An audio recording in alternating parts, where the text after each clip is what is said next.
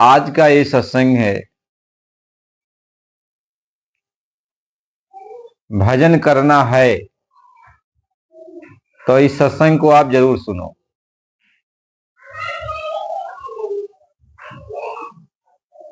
भजन करना है तो इस सत्संग को आप जरूर सुनो। परम पूज्य स्वामी जी महाराज हम सबको समझा रहे हैं, हम सबको समझा रहे हैं। जितनी भी आत्माएं इस मृत लोक मंडल में हैं, महात्मा तो सबके होते हैं, कोई एक के तो होते नहीं, तो सबके होते हैं, क्योंकि सभी आत्माएं उनकी हैं। तो सभी आत्माओं को वो समझाना चाहते हैं। वो यही कहते हैं कि भजन यदि करना है तो मेरी बात को तुम्हें सुनना पड़ेगा। तो लोग ये सोचते हैं भजन क्या है, भजन क्या है, भजन क्या है। आखिर भजन करना, भजन एक मार्ग है। भजन क्या है? एक मार्ग है, एक रास्ता है। यानी रास्ते पर यदि चलना है, रास्ते पर चलना है तो कैसे चलना है, इस बात को सुनना है। अब वो कौन सा रास्ता है? तो आज ऐसा नहीं है कि मनमानी कोई रास्ता बताया जा रहा है कि कोई मनमानी रास्ता है। रास्ता वह है कि जो सनातन है, यानी जो शुरू में था, यानी जो आज में था और जो मध्य में था और जो अंत में भी था। अंत हो जाने के बाद ही वो रास्ता है। तो आदि, अंत और मध्य, वह रास्ता जिसको सनातन कहते हैं, वह रास्ता जो आदि, अंत और मध्य में भी है, उसी को सनातन मार्ग कहते हैं। उसी सनातन मार्ग के बारे में बताया जाता है। सनातन मार्ग के बारे में ही बताया जाता है कि सनातन मार्ग तुम समझ लो, उस मार्ग पर चलो, उस मार्ग पर चलो। तो जब आप सनातन मार्ग पर नहीं चलोगे, यानी जो मार्ग आने का है, जो मार्ग जाने का है, जो पुरातन मार्ग है, जिस मार्ग से आत्मा आई है और जिस मार्ग से आत्मा जाएगी, उसको सनातन मार्ग कहते हैं। और ये सनातन मार्ग को ही महात्मा अपनी भाषा में भजन कहते हैं। संतों महात्माओं की बोली भाषा में उसको भजन कहते हैं। भजन का मतलब होता है रास्ता, मार्ग। तो रास्ते पे यदि आपको चलना है तो बात को मानना पड़ेगा, बात को समझना पड़ेगा, बात को समझना पड़ेगा। और रास्ता पर नहीं चलोगे तो भटको, भटको। क्योंकि भटकाने के लिए यहाँ पे कितने रास्ते बनाए गए हैं, बहुत रास्ते बनाए गए हैं।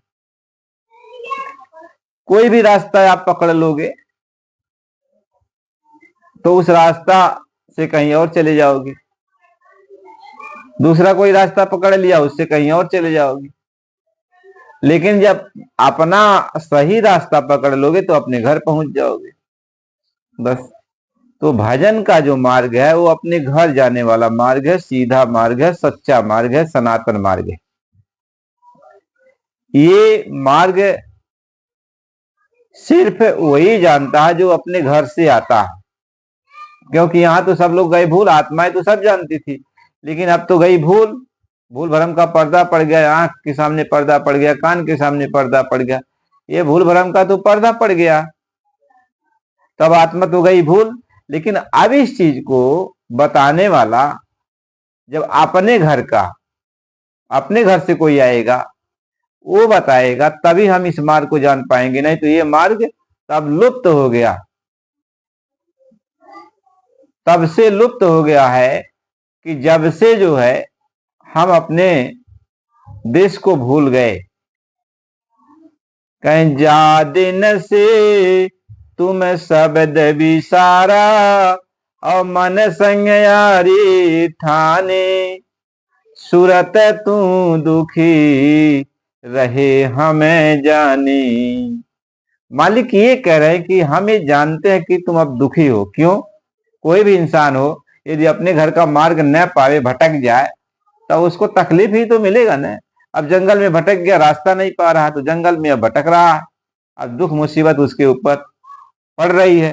तो हम लोग कहाँ, अब 84 के जंगल में भटक गए, आपने घर का मार्ग नहीं मिला और 84 के जंगल में भटक गए।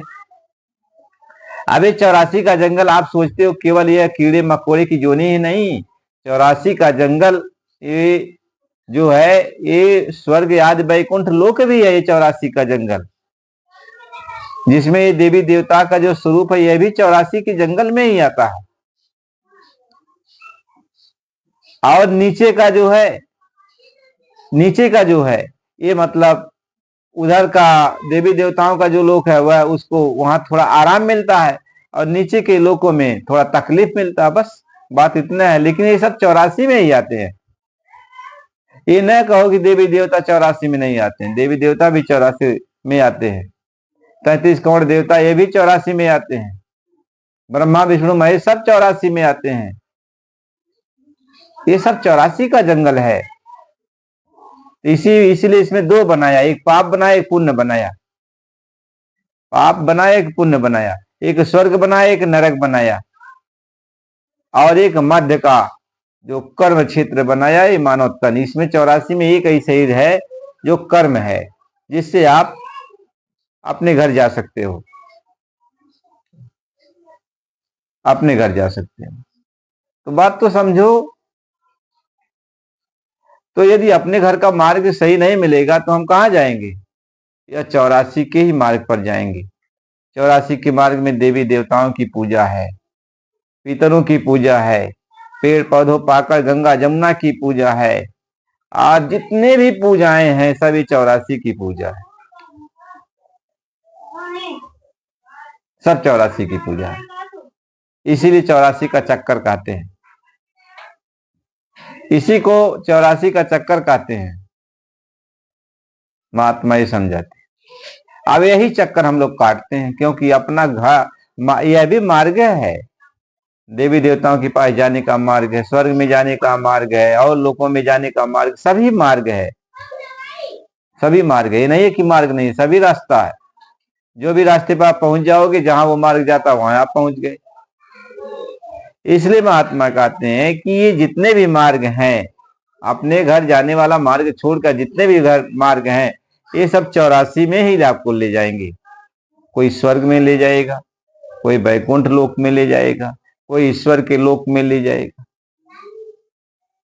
कोई ब्रह्मा के लोक में, कोई विष्णु के लोक में, कोई शिव के लोक में, कोई इंद्र के लोक में, कोई इनके लोक में, कोई पितर के लोक में, कोई नाग के लोक में। आई सब नाना प्रकार, यदि सब मार्ग ही है, सब मार्ग है। जो मार्ग आप पकड़, जिस मार्ग पर लगा दिए लोग, मानव तन आया भाई, जिस मार्ग को आप पकड़ लिए, भाई कोई राम की भक्ति कर रहा, राम का मार्ग पकड़ लिया, अब राम का मार्ग पकड़ लिया, राम की भक्ति का मार्ग पकड़ लिया। कोई किसी ने बता दिया ये प्रभु राम के पास जाने का मार्ग है, बस अब राम के मार्ग पर जाने का मार्ग हमने पकड़ लिया। तो वहां जब जाने का मार्ग पकड़ लिया तो हम वहां जाएंगे ही, क्योंकि वह मार्ग मिल गया हमको। तो लेकिन जितने भी मार्ग हैं सब 84 के मार्ग हैं, यानी अस्थायी रूप से वहां आप रुक नहीं सकते, अस्थायी रूप से हमेशा के लिए रुक नहीं सकते। जितना आपने तपस्या किया, जितना आपने तपस्या किया उतना समय तक उसका एक गणना होती है कि इतने दिन तक, इतना समय तक तपस्या करने का इसको क्या फल दिया जाएगा। ये सब लिखा है कानून में, कानून से ज्यादा कोई फल देता नहीं है। कानून में लिखा है कि तुम इतना ही, तुम्हारे पास इतना अधिकार है और इतना तुम फल दे सकते हो, तो कानून में लिखा हुआ, तो उतना वो फल देते हैं। तो उतना समय तक आप उनके लोकों में, जहां वो लोक बनाए गए हैं वहां आप रह सकते हो, फिर वहां से आप चले जाओगे, फिर मृतलोक में चले जाओगे। अच्छा किया तो फिर अन्य लोकों में जाओगे सुख भोगने के लिए, कहीं खराब कर दिया तो फिर नरक लोक बना दिया गया, उसमें जाओगे दुख भोगने के लिए। 84 बना दिया गया, उसमें 84 में जाओ दुख भोगो। तो बीच के जितने मार्ग हैं ये अपने घर जाने वाले मार्ग, ये भी सनातन मार्ग है। सनातन मार्ग ये भी है क्योंकि शुरू से आत्माएं को रोकने के लिए मार्ग बनाया गया, आत्माओं को रोकने के लिए मार्ग बनाया गया, तो ये भी चलता आ रहा है। इसलिए दो मार्ग हैं, दो मार्ग हैं, एक तो प्रवृत्ति मार्ग है, एक निवृत्ति है। एक में तो आप प्रवृत्ति मार्ग, ये हमें एक ही में लग गए, उसी में घूमते टहलते रहोगे।